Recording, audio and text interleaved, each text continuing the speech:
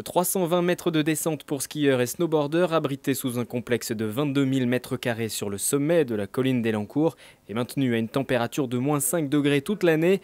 Une image qui fait froid dans le dos pour les écologistes et une partie des riverains venus en nombre pour cette première réunion publique de concertation organisée en mairie le 3 juillet.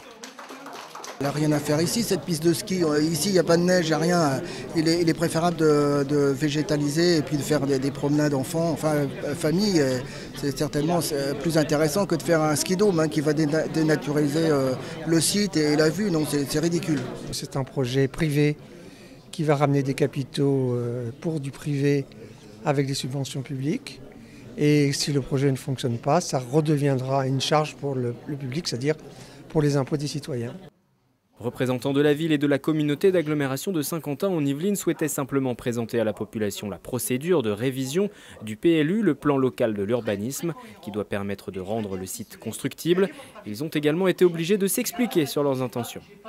Pour l'instant, le projet n'est pas validé.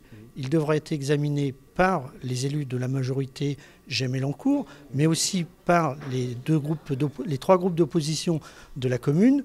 Ils seront consultés, nous les écouterons. Et après, si le projet est validé par l'ensemble des élus, à la fois d'Elancourt et de la communauté d'agglomération, bien évidemment, il y aura une réunion de concertation où là, on rentrera dans les aspects techniques du projet.